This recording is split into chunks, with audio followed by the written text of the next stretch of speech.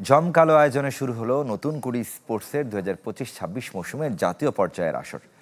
Syed Nazrul Islam swimming কমপ্লেক্সে সাঁতারের মধ্য দিয়ে আনুষ্ঠানিকভাবে উদ্বোধন হয় প্রতিভা অন্বেষণের জাতীয় পর্যায়ের মেগা ইভেন্ট। পহেলা মে সিলেট থেকে নতুন কুড়ি স্পোর্টস আনুষ্ঠানিকভাবে যাত্রা শুরু করেছিল। উপজেলা এবং জেলা পর্যায় পেরিয়ে সফলভাবে বিভাগীয় ধাপ শেষ করে এখন জাতীয় পর্যায়ে চূড়ান্ত খেলাগুলো অনুষ্ঠিত হচ্ছে। উদ্বোধন করেন যুব ও ক্রীড়া প্রতিমন্ত্রী আমিনুল হক।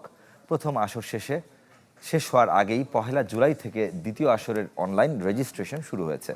সেপ্টেম্বরের প্রথম সপ্তাহে নতুন কোনো বিভাগীয় শহর থেকে প্রধানমন্ত্রীর সম্মতি সাপেক্ষে দ্বিতীয় আসরের আনুষ্ঠানিক উদ্বোধন করা হবে। এছাড়া দেশের 4,589টি ইউনিয়ন এবং 503টি উপজেলা পর্যায় থেকে দল গঠন করে এই আয়োজন বছরব্যাপী চালু রাখার পরিকল্পনা রয়েছে। 27 জুলাই আর্মি স্টেডিয়ামে হবে সমাপনী অনুষ্ঠান, যেখানে প্রধান অতিথি হিসেবে থাকবেন প্রধানমন্ত্রী তারেক রহমান।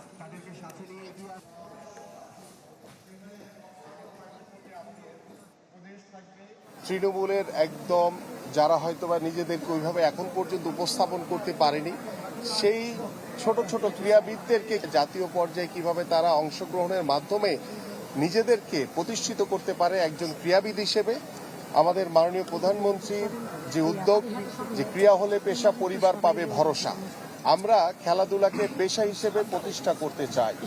নগদ নিয়ে এলো হার না মানা হার অফার। সর্বনিম্ন 10,000 টাকা রেমিটেন্স নগদে পাঠালে থাকছে স্বর্ণের হার জেতার সুযোগ।